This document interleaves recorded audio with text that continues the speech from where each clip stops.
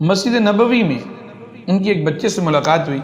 حضرت مولانا ظفر احمد عثمانی صاحب رحمۃ اللہ علیہ کو وہ بچہ بہت پیارا لگا، تو آپ نے بچے سے پیار سے پوچھا کہ اگر میں تمہیں مدینہ منورہ سے ہندوستان اپنے ساتھ لے جاؤں۔ بچے نے ایک عجیب سوال کیا۔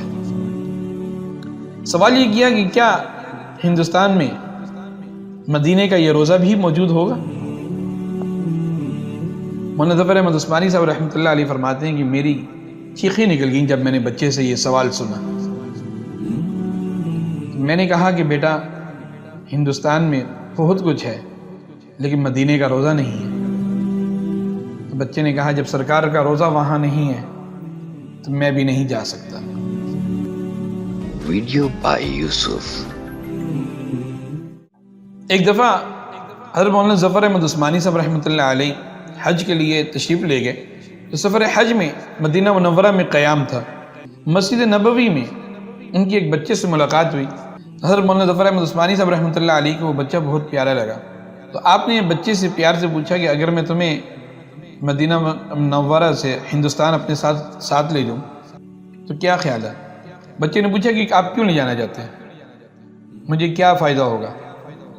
حضرت فرمایا کہ تمہاری اچھی پرورش ہو جائے گی، تمہیں بہترین تعلیم دلاؤں گا اور دین کا ایک حقیقی داعی بناؤں گا، اور دیگر سہولیات کا، فیسلٹیز کا ذکر کیا جو ایک زندگی گزارنے کے لیے ضرورت ہوتی ہے۔ بچے نے ایک عجیب سوال کیا۔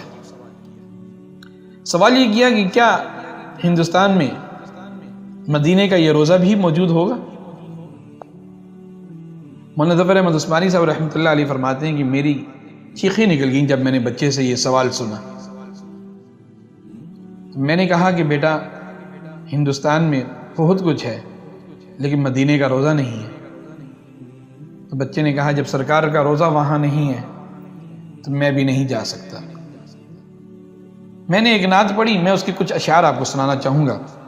شاعر نے اپنے جذبات کا اظہار ان الفاظ میں کیا۔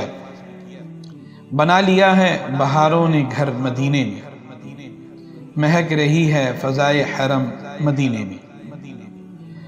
حضور آپ کے قدموں پہ مٹنے والوں کا ہجوم رہتا ہے شام و سحر مدینے میں۔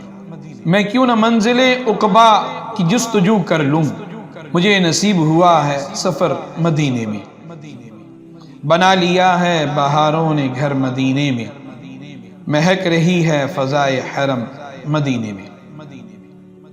یہ آرزو ہے میری اے حبیب رب جہاں کہ میں جہاں بھی رہوں دل رہے مدینے میں۔ بنا لیا ہے بہاروں نے گھر مدینے میں، مہک رہی ہے فضائے حرم مدینے میں۔ اللہ جل جلالہ ہمیں بھی سفر مدینہ ذوق و شوق سے عطا کرے اور ہماری زندگی کا اختتام بھی مدینہ طیبہ میں ہو، جنت البقیع کی خاک ہماری قبر کا حصہ بنے۔